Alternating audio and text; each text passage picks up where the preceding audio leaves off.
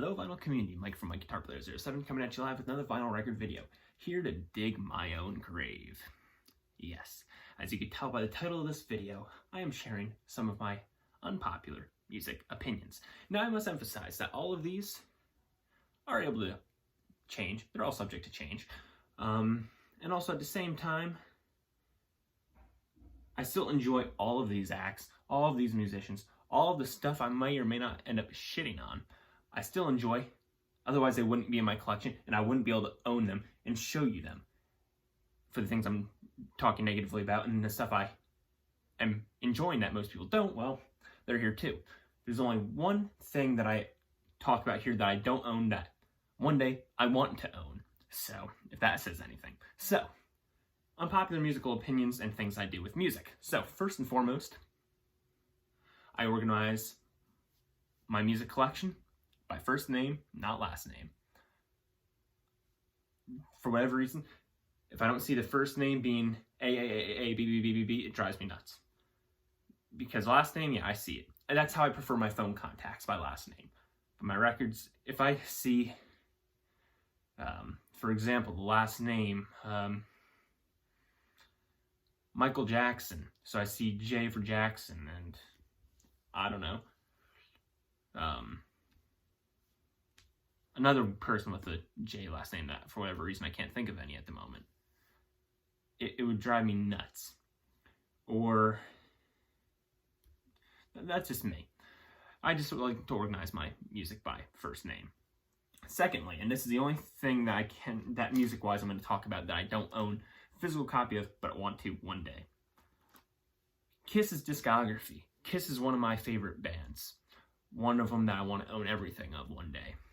However, I think the album Creatures of the Night is kind of overrated. Good album, don't get me wrong, but overrated. Alright. Led Zeppelin's Coda. I like this album. I think it's a great album. Is it Zeppelin's best works? No. But contrary to most people's belief, I don't draw this under the rug. I think this is just as valid as any other Zeppelin album. My only complaint about this album is the live version of I Can't Quit You Baby. Otherwise, I think this is a fantastic album. And I would go as far to say as some of Bono's best drumming shows up on this album. This is one of the biggest kickers in here. John Lennon. I think he's kind of overrated. Before you kill me here. John Lennon is one of the best songwriters of all time, and I give him that. I enjoy his works, even though he is my least favorite Beatle. And I think he's overrated, and I kind of think he's a hypocrite. But, John Lennon. I enjoy Herb Alpert and Tijuana Brass. I have most of their 60s works in my collection.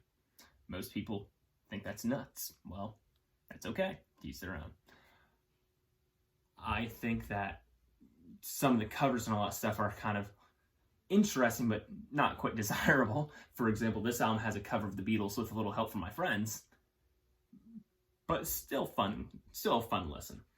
And quite frankly, even for those who make fun of Herb Alpert, he's wiping his rear end with $100 bills, so it really doesn't matter anyway.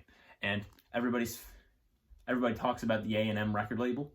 The A in A&M Records, Alpert. So, I enjoy Herb Alpert and Tijuana Brass full-heartedly. Out of Metallica's catalog, I don't mind this album. Sure, the bass was cut out. We all know the story for those who know Metallica and their history. The bass got cut out of this. I hope that the recent reissues have fixed that. I don't know. I haven't heard them. That's really the main reason why people hate on this album, truly. But I think this is just as strong as Ride the Lightning and Master of Puppets. I put it right up there with them. So, and, you know, Blackened, One are some of my favorite Metallica tunes. So, and yeah, many people hate that album. To each their own. Alright. Critics do not like this album. Joe's Garage by Frank Zappa. It's one of his least critically acclaimed albums, even though most of them aren't very critically acclaimed because most of them were not able to play it on radio for various obvious reasons. But of the ones that, even throughout the diehard fan bases, Joe's Garage is one of those that everybody makes fun of or hates, but it's my favorite Frank Zappa album. 21st Century Breakdown. I know Marican agrees with me on this one.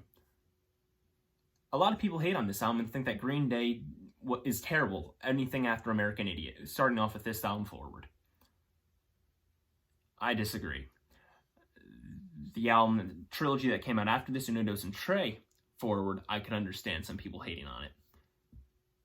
But this, no. This is killer. Sure, it has the hit 21 Guns. I mean, most people love that tune. At the time, it was overplayed as most hits, but, you know. Eric Clapton. I appreciate him very much. I enjoy a lot of his works. But he's not a go-to, and, you know, I am still getting to know his studio catalog, and I am still wanting to get to know him, but his live works, I prefer much more than his studio works. With the exception of Slow Hand and 461 Ocean. Those are the two albums that I could really get down with. So far, the ones I've heard. I'm still exploring, and I'm sure Emma, David Newton, a handful of people can help me out with that. But I prefer the live albums, and 24 Nights and Unplugged are some of my favorite Eric Clapton live releases. Just so good. But yeah, most people love everything, where I tend to gear towards the live stuff. Eric Clapton's a great musician. Don't get me wrong, but that's just my stance. Let's go here. Let's go this direction. Most people only pay attention to Van Halen and not the claimed Van Hagar. A lot of people claim that this is Hagar's era is terrible and that this is almighty. I respect that opinion. However, I think that both eras are equally good. Hagar's lasted a little less time than Roth's, but I think they're both equally as good.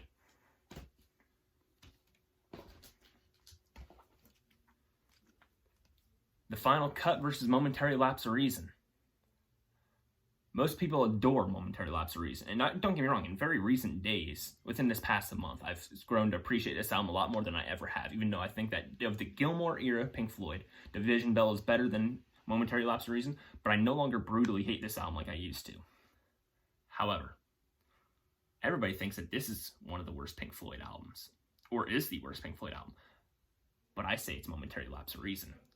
I think that this is just as good. Or a little, not too much less than The Wall, but I think that this is just as good as The Wall. The guitar solos are a little weaker on this album because of the tension between David Gilmour and Roger Waters. Understandably so. But I think that this is just as good as The Wall. You guys know I'm a sucker for a concept album, and I love how it continues the story that The Wall started off with. Many people make fun of this band for really no good reason, just because they can. And even though they're not my favorite band, I don't mind them. I don't think Nickelback is that bad.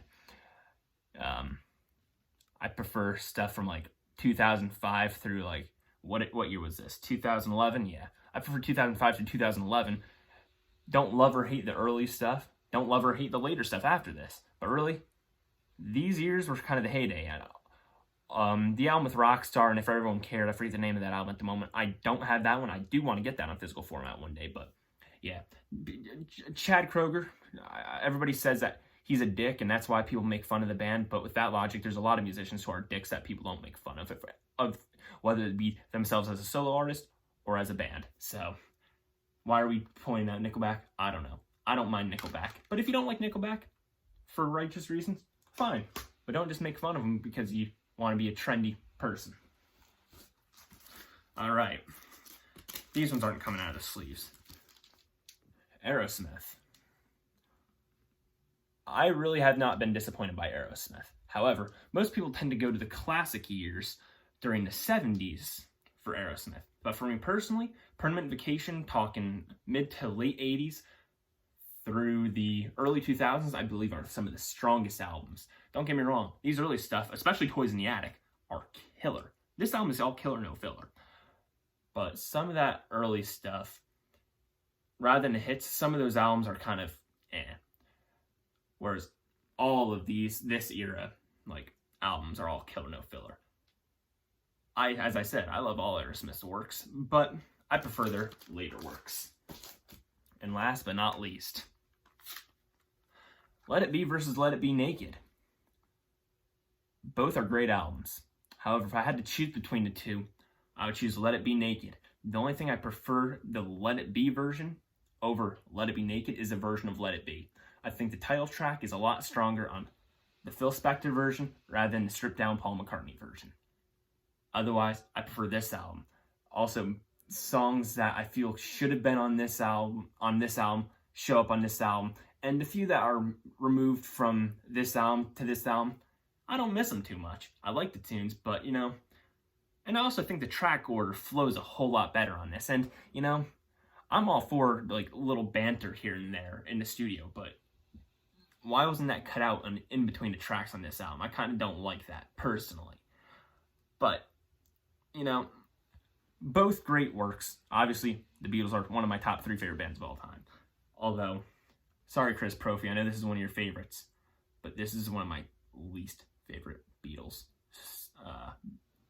releases. So, I'm probably turning the pot a little bit on this one. I won't argue that. Some of you guys are going to completely agree with me with some of these. Some of you are going to completely disagree. And some of these you might not have an opinion on because you might not know. That's okay. I just thought this was a fun topic for a video, and I hope that you guys think so too. Maybe you guys want to let me know in the comments below some of your controversial musical thoughts. Or maybe you even want to make your own video on it. I'd love to know. Because I know I've probably offended some people. I've probably made some people happy. Some people might not care. But this is just a fun thing, and music is subjective. We all have our opinions, and we all have the right to them. So who are we to judge? We all learn and love each other for what we got, and everybody knows what they know, and some people are better with some things than others. So thank you guys for watching. Keep on spinning that wax, and I will see you in the next Final Record video.